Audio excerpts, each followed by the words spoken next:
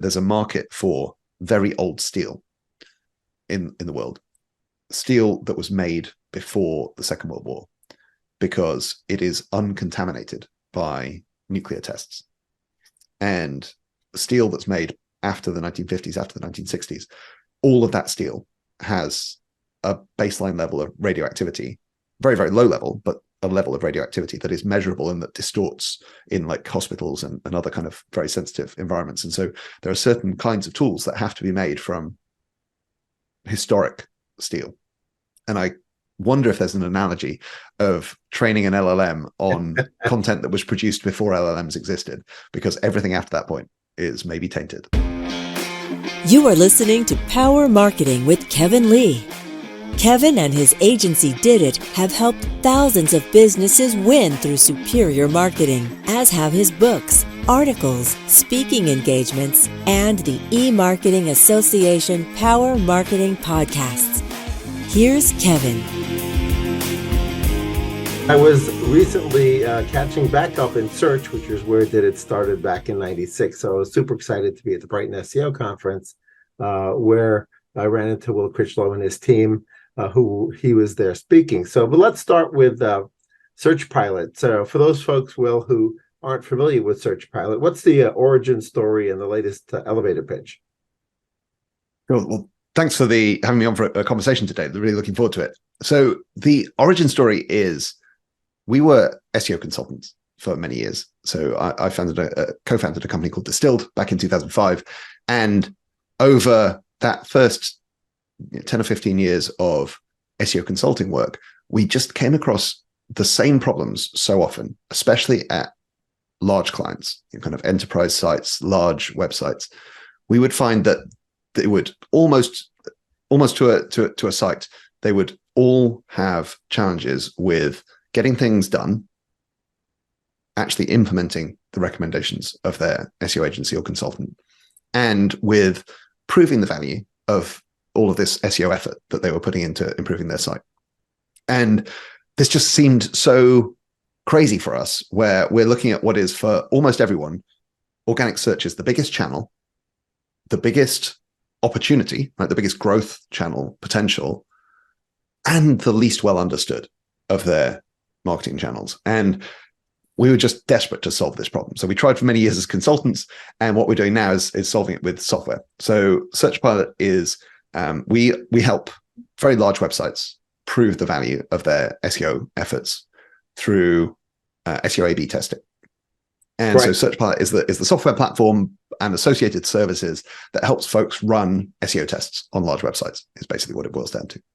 Right. Well, obviously, the larger the site, probably the larger the missed opportunities.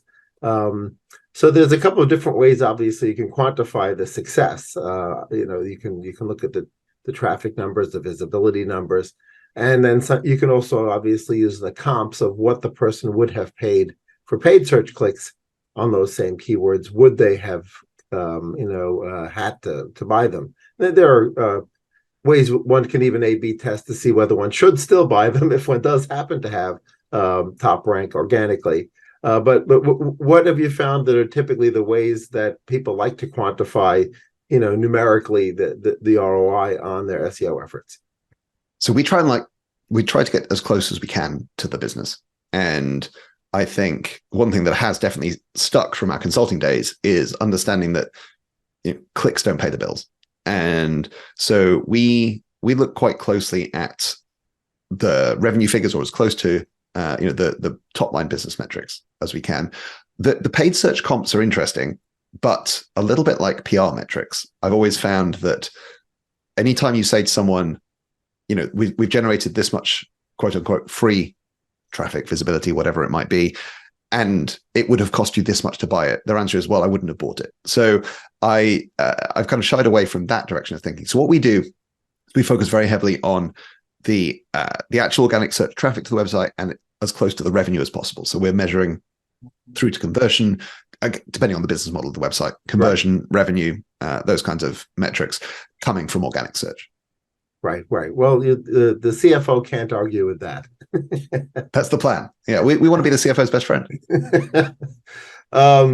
Well, it would seem that to your point, SEO testing is more appropriate for larger sites, and in particular, larger sites that have been around a long time have more legacy issues to deal with, where that need to be remediated. Is that the case? And sort of where's the sweet spot where it still makes sense, but it starts to get a little bit more fuzzy as to whether it makes sense to deploy SEO testing? Yeah, absolutely. So I guess there's the broader question of SEO testing, and there's where we as SearchPilot specialize. And I think we in particular are focusing very much at that enterprise level and looking at as I said, some of the largest websites in the world. They often have been around for a while. I wouldn't say it's entirely legacy issues that are the problem, because actually we used to call this thing competitive webmastering. Go all the way back in the day, go back to the 90s. And this was competitive webmastering. And I've always liked that angle of thinking that this is a competition. It's not zero sum, because there's always new keywords coming into play and new visibility options, and you can get better click-through rates and so forth. But it is competitive. And so even if you're a brand new, or especially if you're a brand new player in a market, you've got to figure out not only how to give Google what Google wants and your users what they want, but also how to do that better than your competition. So it's not just about legacy issues. It is about ongoing competition as well, but it is about big websites. And that is, for us, partly a strategic choice, but actually a large part of it is just a pragmatic thing that testing needs scale. And you see that in conversion rate testing, you see it in testing of paid media channels, and organic search is no different. Basic rule of thumb is that to run statistically significant controlled SEO tests, you need a site section. So what we call a site section is a group of pages that have a similar structure, similar page template. So think product pages on an e-commerce website, or destination pages on a travel website, those kinds of things. You need a group of those pages that in aggregate gets 1,000 or more organic sessions per day. That's the kind of scale at which you can start testing. Now, the other part of it comes into play is really, should you test? Is it economically sensible? Is there an ROI there? And that's the other reason that we tend to work with larger organizations, is this stuff can be quite labor intensive. It takes quite a lot of thinking, quite a lot of energy, quite a lot of technology, quite a lot of data analysis. And that's worth it if, a few percentage points uplift is worth millions of dollars to you. If your whole business is doing hundreds of thousands of dollars, then it's much harder to make the case that testing is what you should be doing. So yeah, hopefully that kind of navigates through where our thinking on that. Right. I would imagine that scale of a site typically would correlate with the kinds of factors which would, to some extent, answer my next question, but I'll get more into detail with it, which is, people don't ordinarily think about SEO testing as practical, because of the fact that Google's crawl schedule is somewhat difficult to predict, nor can one easily predict when the newly crawled data actually makes its way into its index and is fully processed into the SERP. And so that uncertainty with regards to, well, when will I know? Other than looking at the data, right? When will I know? And that ambiguity there, I think to some extent may scare people away from SEO testing. But is there a pretty high correlation, either by some other factors that would tend to say, well, these guys are getting crawled all the time because they're a news site and Google knows that there's fresh content, and therefore even stuff that's out there in their historical evergreen content can be tested? Yeah, I mean, you're absolutely right that it has historically not been the most scientific of endeavors, and actually that's a big part of why I'm excited to be doing the work that we're doing now. Is it does feel like breaking new ground, which is right. Fun and exciting. Not necessarily the easiest space to play in, right? Yes. Selling a new category is sometimes challenging. But going back to the beginnings of this kind of thinking, it was really some smart in-house folks. So there were innovations at places like TripAdvisor, at Etsy, at Pinterest, where smart in-house teams started working with their data science teams and realizing that they could measure the results of these kind of SEO changes. And they could control those experiments with pages that remained unchanged. Because that's one key insight, actually, that we haven't kind of covered, is a lot of the testing that folks are familiar with, whether it be conversion rate testing, user experience testing, those kinds of things, rely on splitting your users into cohorts, right? So a typical conversion rate test will split users into an A group and a B group. Only one of those groups of users gets the hypothesis applied to it. The way an SEO test works is a little different. We split the pages, and this comes back to the site section concept that I was talking about earlier. Because there's only, you can kind of think of it as there only really being one Googlebot. You have to put Googlebot into, if you were doing a conversion rate test, would have to put them into either group A or group B, and then you lose your control. And so what we do instead is we split the pages. So we're taking this site section that I described before, we're taking a subset of those pages and applying the hypothesis to those and keeping some pages unchanged. Now, obviously, pages are different to one another. So there is some element of uncertainty introduced as soon as you do that. And that's why that we need some degree of scale, some large site section to be able to run this on, in order to be able to apply the kind of math and statistics that can tease out, okay, yes, these are different site sections, but we can still control using one random grouping of pages. We can still control for things like seasonality, site-wide changes, Google algorithm updates, things your competitors have done, advertising campaigns, all these kind of things that could be messing with your numbers. And all of which is kind of a long way round to saying it is kind of a new area, but that Google has been moving more and more real time since I've been in the industry. Back when I got started, we used to have the concept of the Google dance. I don't know if if folks all remember that, but this idea that you'd make changes to your website, but nothing would change in Google until they recalculated everything. And, that was a very much a batch process. And then gradually over the years, with the introduction of their infrastructure changes like caffeine, they've been able to move more and more real time. And even some of the big, more recent algorithm changes around Panda, Penguin, they started out as batch updates, and then they became rolled into the daily algorithm. And the crawling has become so efficient. You mentioned news sites, which are obviously getting crawled every few minutes to see if there's breaking news. But in high traffic environments, those pages are getting crawled daily, every few days at worst. And that is fast enough to be able to spot the kind of changes that we're talking about. And you're absolutely right that it's not always predictable perfectly in advance to say how long will it take for this change to be realized in outcome. And so there's an element of looking at that data. And that's why we come at it from a Bayesian angle. We can get deeper into the statistics, but that's why we come from a Bayesian angle to say, we wait for the data to tell us that it's there, rather than saying, we know that this test is going to take 10 days or 14 days or whatever it might be. Yeah, I also like the fact that you're simultaneously doing an A/B test with a control and a test group, but it's also longitudinal, right? Because you do have then the historical data to go from as well. So those two signals can get pretty strong and give you a pretty strong sense of confidence in your results. That's right. Yeah.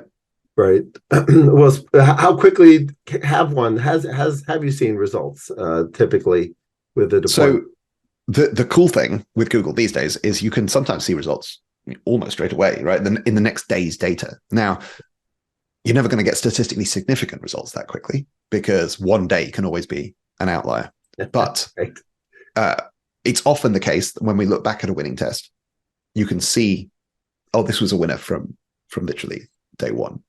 And that's particularly true of the kinds of changes that represent as not as ranking changes, but as click-through rate changes. So if you think about changes to things that modify how your website is presented in the organic search results, so whether that be the title of the page, the search snippet, whether that comes from your metadata or from elsewhere on the page, things like your structured data markup and whether you're getting rich snippets on the search results, any of those kind of features, they are very responsive. Kind of as soon as they're re-indexed, they can potentially appear or disappear or change in the search results.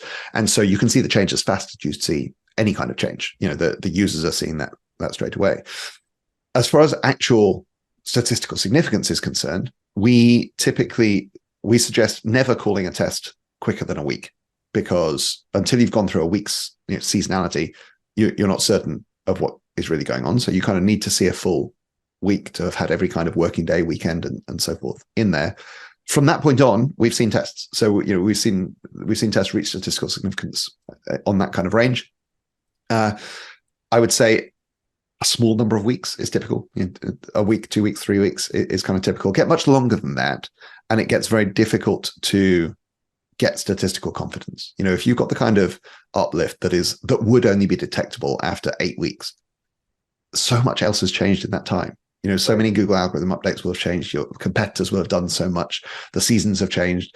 That it's very, very hard for your control group to be representative. And so, yeah, there's some sweet spot in that kind of range. But typically, those are also very small uplifts. If it was a bigger uplift, you'd have detected it sooner.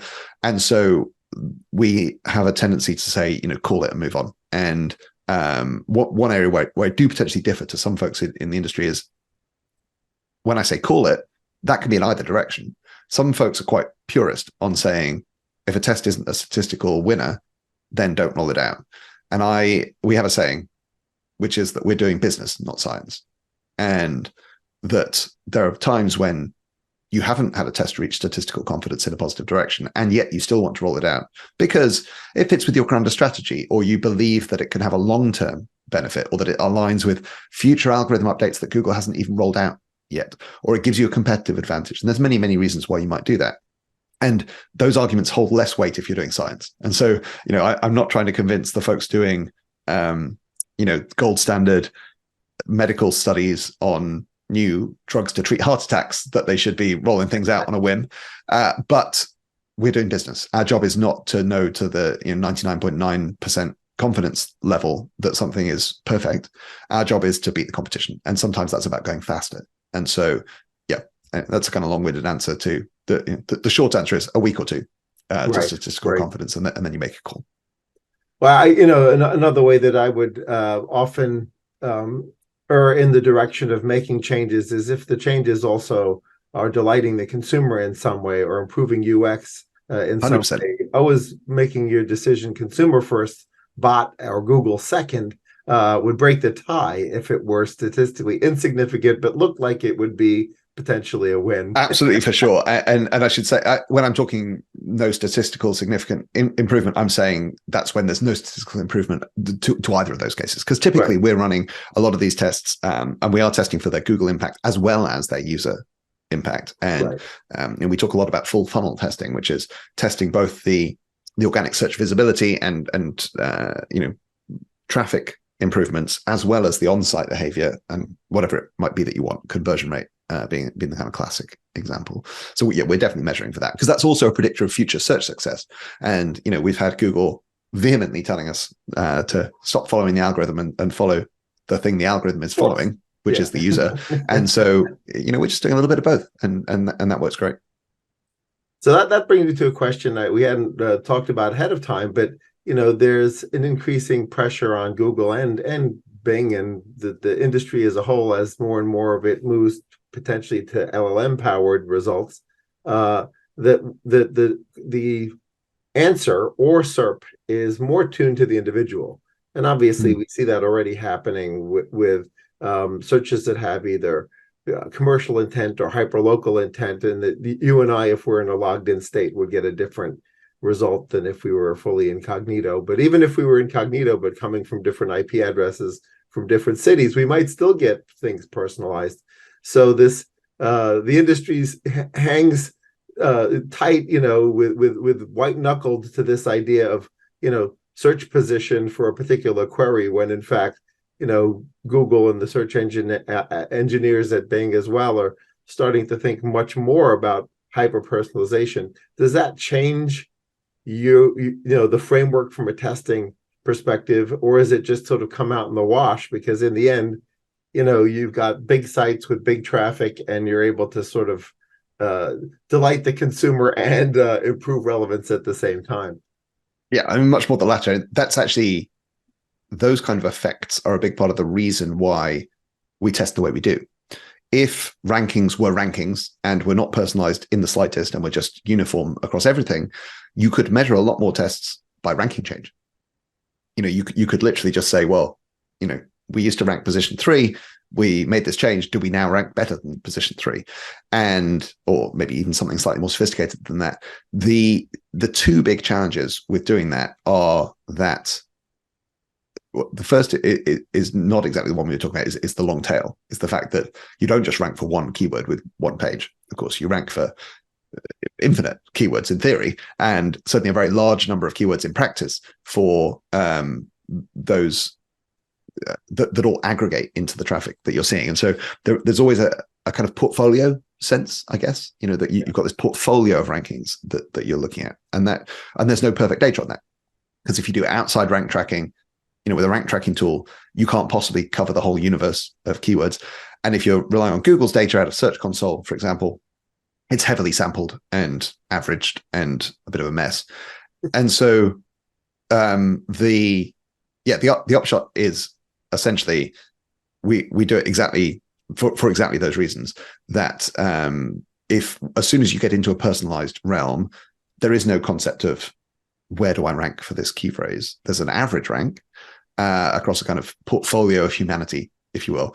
And so, our approach works fine in that case. We're just optimizing the bucket. We're optimizing the portfolio, and you want it to move up for the right people in the right ways. And this comes back to measuring what they do when they get on the site as well. Is you don't want to rank for the wrong people. You want to rank for the right people. And so you get all of that by measuring through into the usage metrics and so forth. And that all hangs together.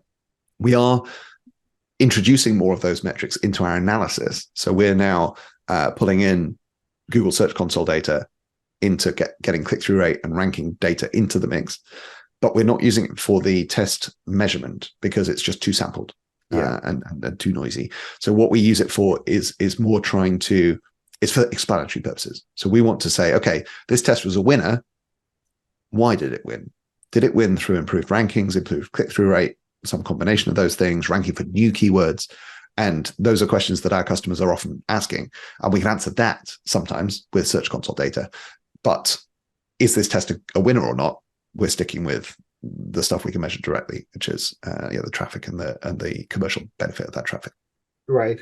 I'd imagine many of the tests that you're doing initially with a new client may vary, as well as some of the remediation opportunities that you see, which aren't specifically A/B testing related, but more just a byproduct of you guys going in with a magnifying glass and looking at things. Certainly the one thing we tend to see a lot of when we come in and look at a legacy site that's got some age to it would be the, poorly managed 404s or 301s that sometimes have 4 hops because they're so old. They've been 301 and 301 again and 301 again. So other than those, first of all, are there best practices that you find in remediating those from a testing perspective? And secondarily, what else do you see a lot of? So we often come in to work with folks who, as you say, these sites have often been around for a long time and many times have had multiple agencies over the years. And our points of contact are sometimes like, open their desk drawer and pull out the last 5 agency audits. And, some of those issues from the first audit are still a problem. We do have the ability to, in a kind of agile way, fix issues. The way our platform deploys server side, we don't have to run tests. We can just fix things. And sometimes we do. And particularly we do that when they are high importance but low scale problems. So if you have a problem on a small number of pages, it might not be testable, but you might still absolutely want to fix it. And so we've done that. We've done it with high urgency things. So, your promotions team is running a new TV campaign and the redirect is broken so that the nice, pretty short URL isn't working. Can we fix that in 10 seconds? Yes, sometimes that can be the quickest way of doing things. But in terms of the core proposition of what we're doing, we're mainly looking to test. And so the things we love testing fall into kind of 2 categories. There's the kind of broken things, I guess, is what we're talking about here. So that's the equivalent of the 404s or the multi-hop redirects. And our biggest wins have been things like broken structured data. So structured data can be quite brittle, and it can be quite easy to have, especially the kind of JSON LD type markup. You put a comma in the wrong place and suddenly your structured data doesn't compile. using slightly flippant language around it, but you get the idea. It's very easy to break those things or to disconnect them from the HTML on the page, and they're hard to specify. They're hard to maintain. And so sometimes that's a big opportunity to find broken structured data. And sometimes that's something that you just fix, but sometimes it's a thing that can be great to test fixing for two reasons. One is you get to quantify the value of that structured data, which makes the case for maintaining it better, monitoring it, making sure that you don't fix it, that you don't break it in future site enhancements, add it to your unit tests, those kind of things. That can be really good. Or you get that surprising result where you fix something, quote unquote, fix something, and it makes things worse in performance terms. We had a really fascinating example of that. This is a year or two ago now. We were working with an e-commerce website, and let me get this right, their product page breadcrumb markup was broken. I forget exactly how it was broken, but there was some kind of issue with the structured markup on the page, to the extent that in the search results, the full URL was showing instead of, you've seen the kind of almost like site breadcrumb like URL directory markup structures. Yeah, exactly. And so we said, well, this is an easy fix. We can fix this, and we ran it as a test, and it was negative. So fixing the structured markup made the click-through rate worse. And this didn't improve, it didn't affect rankings, this is just in the presentation on the search results. And you can never be absolutely certain because you're talking very big data here, but as best we can tell by digging into that data, what was going on was that with it broken, you got the full URL, which included the page name, which was keyword rich. So imagine that it was, women's swimwear bikinis. It was showing all of that in the URL. When we moved to the structured markup with the breadcrumb, it was only going to the last level up. So it was only saying women's swimwear, and it was missing bikinis, which was critical keyword information for the searcher to know whether that page was actually relevant to their query. And it got a lower click rate as a result. And so that was a case where supposedly fixing something was a bad idea. So often we are testing even the things that seem like no-brainers. Partly you get to quantify their benefit, and then occasionally you get surprised. Right. Yeah, for sure. I would imagine that platforms of the power of your platform sort of need to be carefully implemented, because you sort of can't hand the keys to a novice webmaster or a novice SEO and say, have at it. So to what extent does your team sort of hold the hand, or does an SEO agency sort of continue to advise and hold the hand as the as the tests are planned and executed? Well, we certainly find that you need experience in the room, and that can come from one of many places. So yeah, sometimes it's our folks and our team. We have a professional services team that I think are some of the most experienced in the world now at running SEO tests across different platforms, and that can go all the way up to fully handled, right? We have a service we call Autopilot, which is essentially, we will do the ideation, design the tests, design the schedule, project manage it, build those tests, analyze them, and report on them. What's more common is a collaboration. And so most of again, because we're working with pretty big organizations most of the time, most of them have very smart, very capable in-house teams. And so we're working hand in hand with the experienced folks on the inside who will have their own opinions, their own backlog, their own ideas of things that they would like to test. And you get test ideas from around the organization sometimes. It doesn't have to be SEOs who throw into the idea hopper. That can come from product, or from paid search, or from management, or wherever these ideas come from. And then, like you say, sometimes it's agencies as well. So we partner up sometimes with agency folks who can do particularly that ideation stage, I would say, is where agencies can be at their best. Because why do you work with an agency? Well, oftentimes it's so that you can get that breadth of experience, so that they're not just the folks who've been blinkered on this one site for the last 5 years. They've seen different industries, different examples, and that's why they're often good at audits, and it's why they're good at ideation. And so that can work really well. And then sometimes in those cases where we specialize is more on the test build, because sometimes that looks a little bit more technical, and also on the test analysis, because oftentimes there are these judgment calls, like I was talking about earlier. If you're trying to do business, not science, you can interrogate the data to find out what it's telling you, and that takes judgment and takes experience. And so, yeah, we've built out some kind of specialist tools that let us do things like a classic one is excluding outliers, which is something that you're not allowed to do in science. You can't just wave your hand and say, well, we're not going to look at that particular case. But in business can be very valuable, because suppose you roll out a test on, we had this during COVID. We rolled out a test on an e-commerce website that sold many things, but among those sold face masks. And you can imagine that page didn't perform exactly the same way that all the other pages performed. And it was clearly an outlier, clearly driven by news coverage. You would see it spike every time there was, someone on the news talking about whether masks were or weren't a good idea. And it was clearly behaving in different ways, and it didn't belong in the control or the variant. And so we had to exclude that. And sometimes it's news driven, sometimes it's seasonal. So another example would be working with a flower retailer, and their red roses page spikes on, well, not on Valentine's Day. Hopefully people have left it a little bit late if they're ordering online on Valentine's Day, but a few days before Valentine's Day. And that spike can be 10x, 100x the Right. level the rest of the year. So we pay kind of quite close attention to those things. Sometimes they're predictable, like the roses case. Sometimes they're unpredictable because they're news driven in one form or another. That was, again, another long-winded answer to quite a simple question.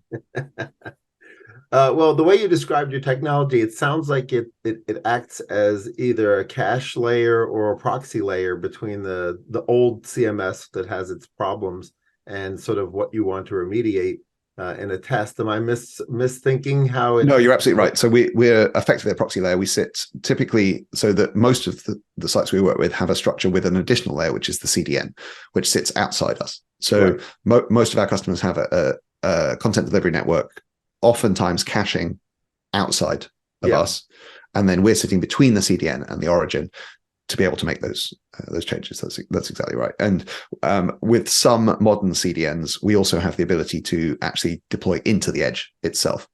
So with worker technology, be able to not sit as a separate layer, but sit in that CDN layer and work right at the edge.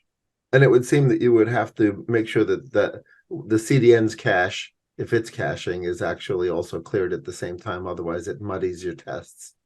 So great question. It doesn't actually have to clear at the same time. It just has to clear predictably. So as long as it doesn't even have to be all pages at once. So as long as that cache is, a particular length of time, say you've got a 4-hour cache, that you make the change at one moment in time, and it kind of, the change feeds in over the next 4 hours as caches expire and get refreshed. But of course, remember, you're also waiting for Googlebot. And so that's okay, because of course there's a bit of randomness in when the cache expires, and there's another bit of randomness from our perspective. It's not random, of course, but from our perspective, a bit of randomness as when Googlebot arrives. So that all just comes out in the wash, and we don't stress about it too much because the data takes care of it. We're doing some work, interestingly, around Googlebot tracking to factor that data in. And again, just like with the rankings that I was talking about earlier, we are not at the moment using it to call tests. I'm not even sure that would be meaningful in Googlebot, because it's not a very business-centric metric to say get crawled faster. But getting crawled is a prerequisite to ranking better or getting a better click-through rate. Until Google has seen your changes, obviously nothing's going to happen. So what we are doing is we are tracking that.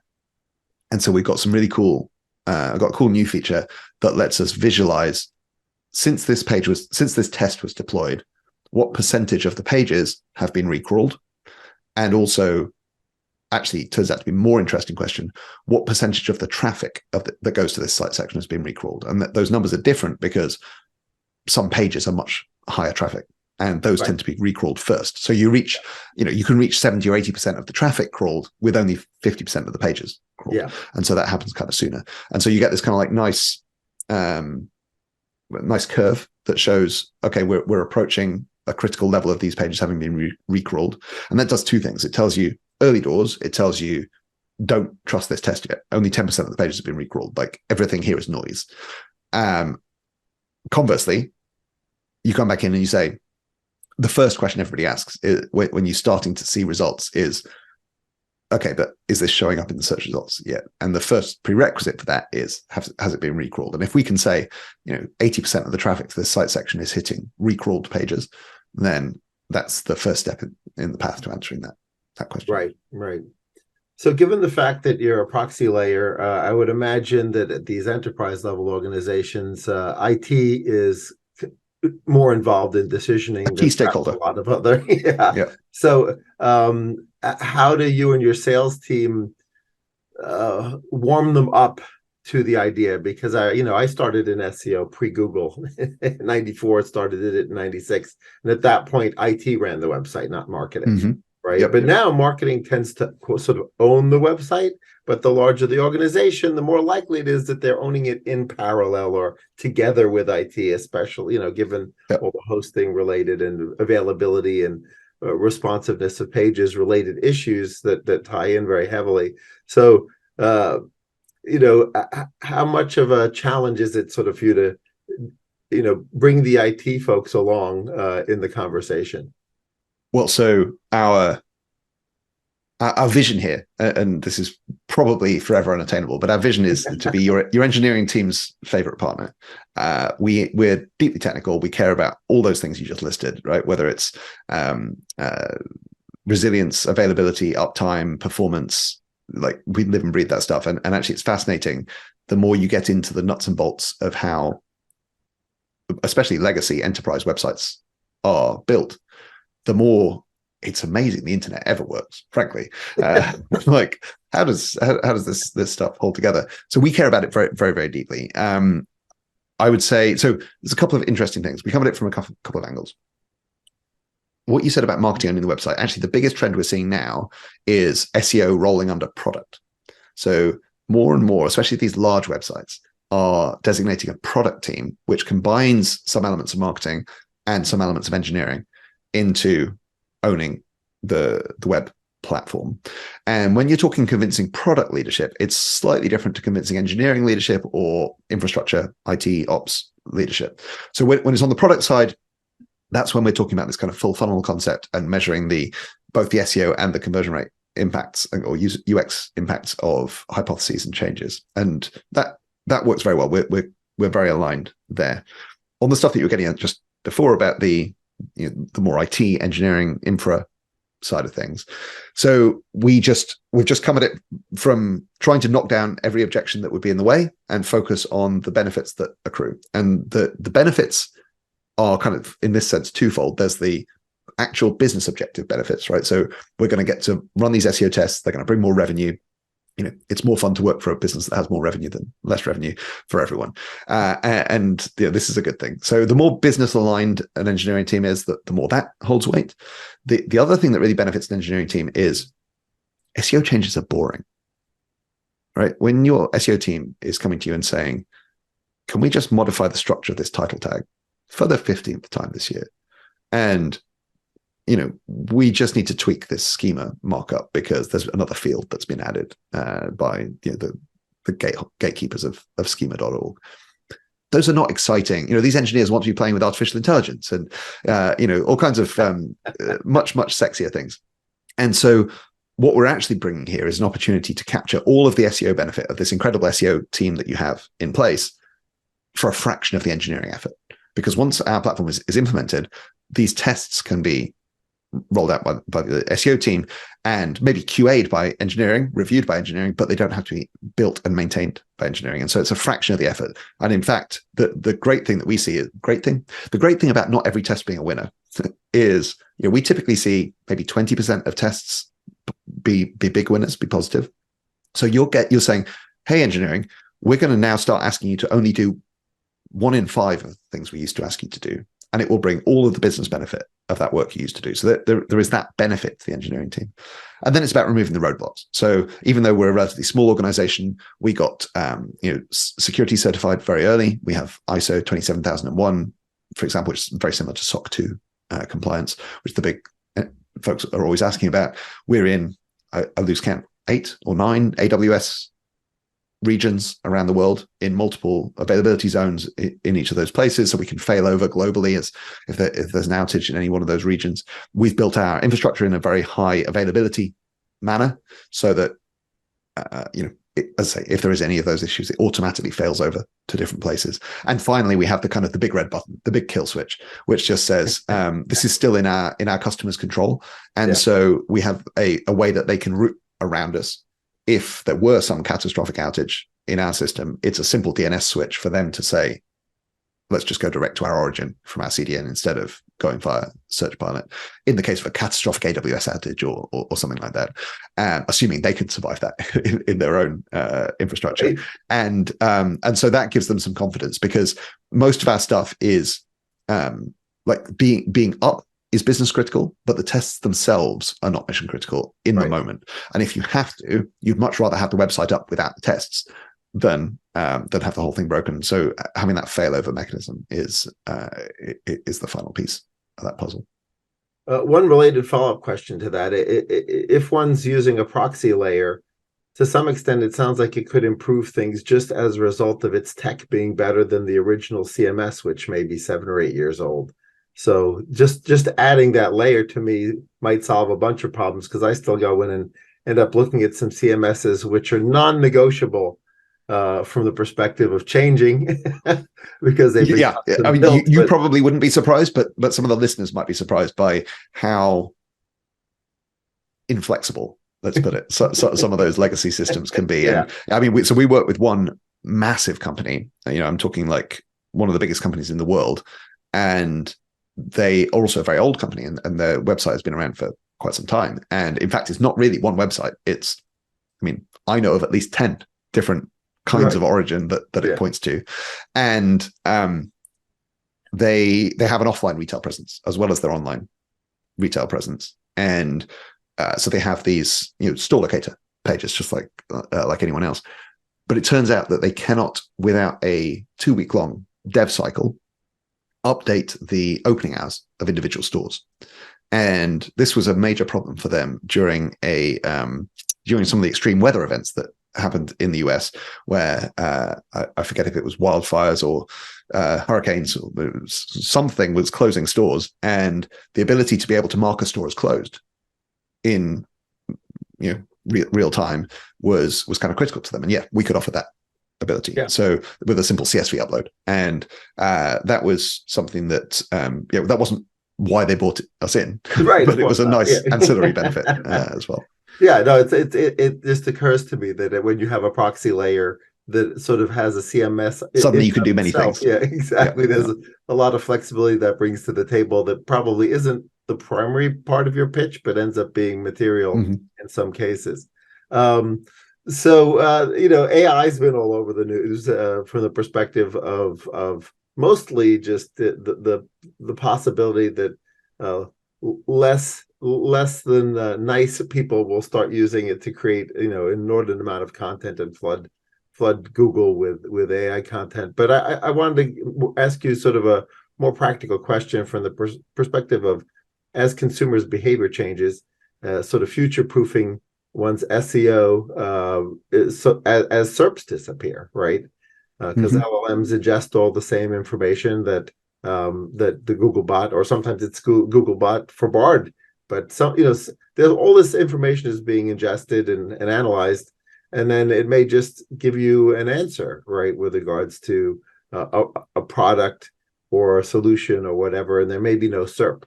So, any thoughts on best practices? I have many thoughts. My overarching thought is, I've been in the industry not quite as long as you. We built our first websites in, I think, 1997, and I've certainly been in and around the SEO industry since the early 2000s, and SEO has been dead many times in that era, or people have said it is, and it never has been, rather. And I think it's I've quoted him a couple of times recently, actually, but you might know Marshall Simmons, who runs Define Media Group, used to be in-house at the New York Times, and he's been quoted as saying, since the beginning of my days in the industry, that Google making changes is SEO's job security. every time there's a major change, the first thing everyone needs is advice from their SEO consultant. So I'm bullish on all of this, and I can explain why. But that's kind of underpins it. I'm kind of bullish. I'm bullish as a user. I think the user experience is going to get better. I'm bullish as a marketer because I think that if it's not good for users, it's not going to stick. And if it is good for users, then that means that people providing valuable services are going to find it easier to reach those users. And I am bullish with what we do because I think the more that you're baking artificial intelligence into the machine, the more you have to test against it, because it's less of a list of ranking factors that you can kind of deterministically work your way through. And it's more a kind of saying, it becomes much more like conversion rate optimization, actually. It's about saying, well, we're going to have to try because humans are inscrutable, and substitute artificial intelligence, LLM, for the inscrutable human, and you've got a similar thing. Yeah. The one thing that I would somewhat challenge the premise of in what you said is, you said the SERP is going away. I don't realize. Well, I don't know. I'm paraphrasing. It may go away. Yeah, it may get away. reduced. Yeah, I think of it analogous to what's happened with voice search, right? I mean, so actually, voice search is a great example because Yeah. Voice search in 2017 was the next thing that was going to kill SEO. Right. And I'm on record as saying back then I didn't think that was going to happen, and I remain of that opinion. I think voice is an incredibly powerful user interface for a lot of things that aren't search. It's great for setting a timer when I'm cooking. It's great for pulling up a particular photo that I want to show my kids. It is not my go-to for deeper research, finding things to read, real thinking, even purchasing at this stage. And I think there's a lot of evidence that suggests that chat-like interfaces aren't exactly the right UI for those things either. I'm a big LLM fan, but you look at the integration of SGE type things into, Bing getting there first hasn't improved their market share. In fact, the market share has moved in the wrong direction as far as they would see it during that time. There's also a very, very powerful other effect that we need to take account of here, which is the self-interest of the search engines themselves. And clicks out from search engines are how they make money. And if every click out is a paid click, that's going to be challenging. And if there are no clicks out, that's existential. And so I believe that there are going to continue to be many, many organic clicks out. Yeah, so the biggest threats, I think, come to the kind of lightweight, low value editorial content and or affiliate type content. There are threats to those business models. But a lot of our folks that we work with are in, e-commerce or travel or real estate, and Google isn't going to sell you a flight or a house or a pair of sneakers directly. They've tried experiments in this area, but I don't think that's their goal. I think they're going to keep finding you the best ones. I think search is their core, and I think that's going to retain clicks, frankly. Yeah. So we'll see. I agree with you. I'm bullish. It's existential for Google. I don't anticipate Google removing high commercial intent SERPs from the equation anytime soon. I think the more interesting question is whether or not somebody else on a subscription basis, could be Microsoft, could be somebody else, decides that providing a single answer to some questions with commercial intent is a better user experience, and if some users actually end up agreeing. Right. And so that's very likely environment. And I'm quite bullish on that kind of technology. I just don't think it's going to meaningfully erode Google's search share. Right. Yeah, we'll see. I mean, my hypothesis on future-proofing SEO from that perspective is digital PR and syndicated content, because now you're improving the percentage of the content that's out there that speaks knowledgeably and accurately about your product or service. And that's what the LLMs will ingest. And usually that has positive SEO benefits as well, especially when there's a hard link included. It's further away from my day-to-day experience these days, but certainly I have historical experience in those areas. And I think you're right. I do also, but back right where you started, I think there's something interesting about the mess that could be made alongside that. So that's the good bit. Yes. But the downside is the churned out, generated nonsense. Yeah. Low quality content. And actually, you mentioned Brighton SEO. I made the analogy at Brighton of I don't know if everyone's familiar with this idea, but there's a market for very old steel. in the world, steel that was made before the Second World War, because it is uncontaminated by nuclear tests. And steel that's made after the 1950s, after the 1960s, all of that steel has a baseline level of radioactivity, very, very low level, but a level of radioactivity that is measurable and that distorts in like hospitals and other kind of very sensitive environments. And so there are certain kinds of tools that have to be made from historic steel. And I wonder if there's an analogy of training an LLM on content that was produced before LLMs existed, because everything after that point is maybe tainted. Yeah, no, I think I made that point at the Techonomy conference 2 days ago in Orlando, that what folks who don't live and breathe in the SEO world don't realize that there's a cyclical problem that could occur, which is essentially LLM content ends up feeding into the next generation of It's terrifying. Yeah, then you just get hallucinations based on hallucinations based on hallucinations, and exactly. We end up in a bad place. So. Yeah, you could end up in a bad place really well, especially when bad actors are spinning up, deliberately poisoning that data. Yeah, to poison the data. It's like the next generation of negative SEO, right? I mean, negative SEO has gone through its roller coasters over the years where, disavow exists because of negative SEO. And this to me seems like negative SEO on steroids, and could be applied into policy related negative SEO, not purely sort of commercial intent related negative SEO. And that probably a whole other show, but exactly. There are, I think, many opinions, many thoughts, many concerns. Yes, absolutely. So yeah, the old steel point of view, or the vetting of what's being crawled and included in the LLM, it will end up being pretty important, I think.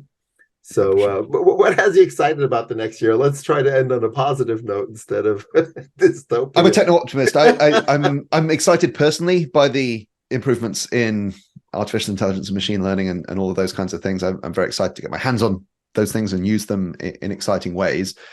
On a business front, probably the thing I'm most excited about is we've really been crystallizing this positioning that we have of being specialist in working with large sites and in the enterprise in particular.